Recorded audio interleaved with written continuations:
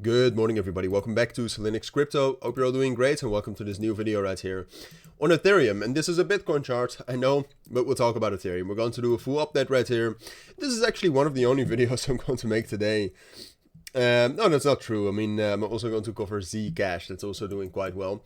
This is one of the only videos where I can be slightly positive. I mean, I'm actually slightly positive right here on Ethereum.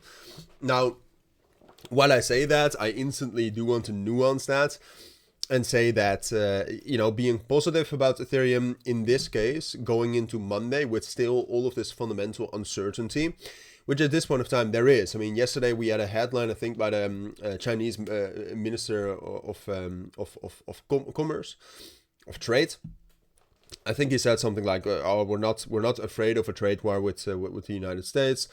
But we don't want one either. So basically he's saying nothing. So what's going to happen over the course of maybe today, but most likely over the course of Monday, Tuesday, going to into the end of next week, we're going to hear how this current trade situation between China and the United States is going to develop. And that matters a lot for crypto, of course. But it also means that at this point of time we have uncertainty. But given that uncertainty, I think Ethereum is actually doing very, very well.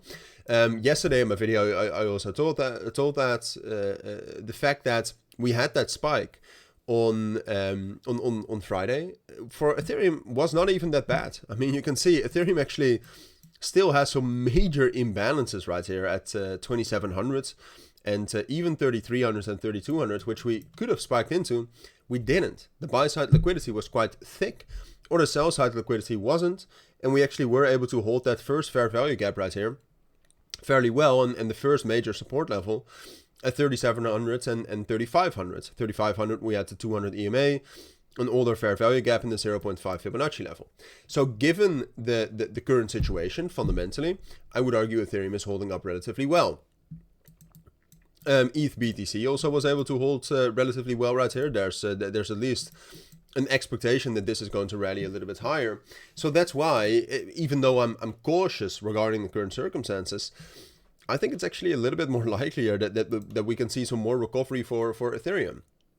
And that's good. And then on the higher time frames, maybe if we're not going to get much more bad news, maybe we can just form some sort of a consolidation right here. And that would be extremely bullish, because if we're able to form a consolidation right here, if you go back in time, very often that leads to a breakout later. And I know talking about a breakout right now is absolutely crazy work, but that is true, right? If we're able to hold that consolidation, and holding that consolidation for now actually does seem most likely. I think we're going to get some ETF outflows tomorrow. I think we're going to get more instability tomorrow going into the rest of next week.